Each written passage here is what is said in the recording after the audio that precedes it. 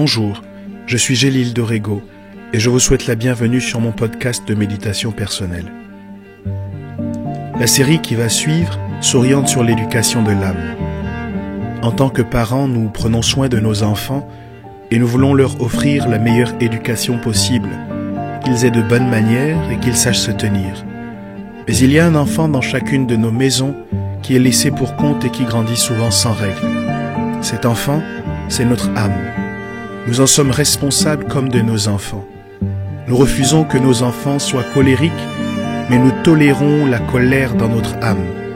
Nous refusons qu'ils soient rancuniers, mais nous acceptons la rancune à l'intérieur de notre âme. De plus, il nous faudra bientôt présenter cet enfant à notre Père Céleste.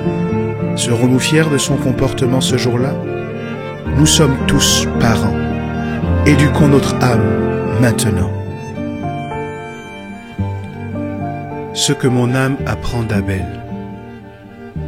Si tu sais que c'est juste, fais ce qui est juste. Hébreux 11.4 dit « C'est par la foi qu'Abel offrit à Dieu un sacrifice plus excellent que celui de Caïn. C'est par elle qu'il fut déclaré juste, Dieu approuvant ses offrandes, et c'est par elle qu'il parle encore quoique mort. »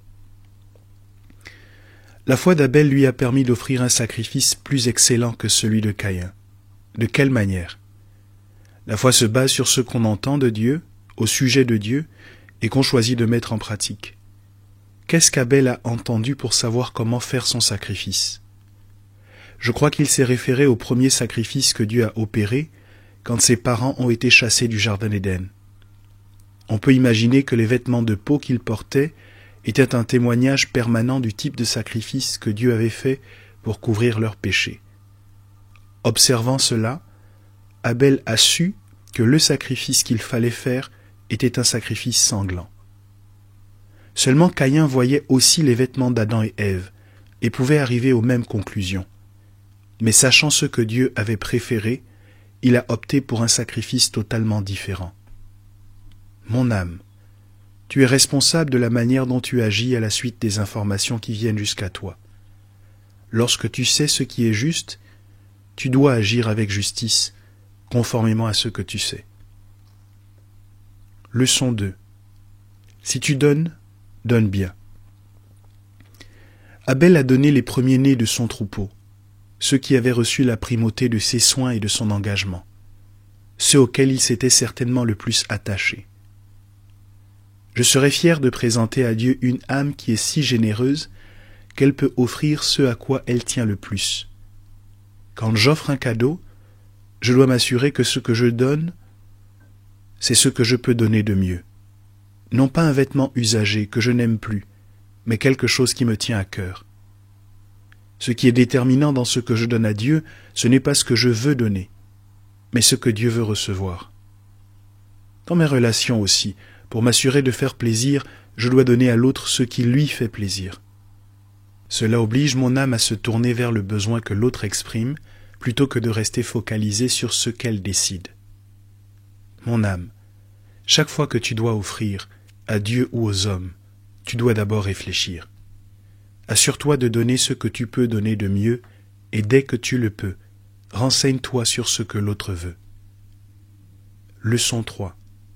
Ce que je fais de juste me survivra. Le bien qu'Abel a fait n'a pas empêché Caïn de le tuer. Quelle est donc l'utilité de faire ce qui est bien quand les autres font ce qui est mal? La suite montre que malgré la mort, la voix d'Abel continuait de résonner jusqu'au ciel. Le bien que vous faites hantera même ceux qui vous ont causé du tort quand vous ne serez pas là. Lorsque la voix de leur agressivité sera moins forte au-dedans d'eux, ils se souviendront que vous avez été présent pour eux à des moments critiques. C'est ce qui explique les appels inattendus que vous recevrez, les bienfaits qui sortent de terre que vous pensiez dessécher. Lorsque cela se produira, dites-vous que c'est parce que vos œuvres ont parlé pour défendre votre cause à des endroits où vous n'étiez plus. Quand tu fais ce qui est juste, même si tu es absent, cette justice continuera de parler à ta place.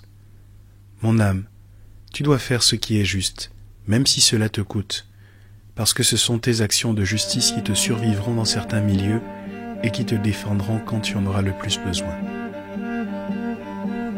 Merci d'avoir écouté ce podcast.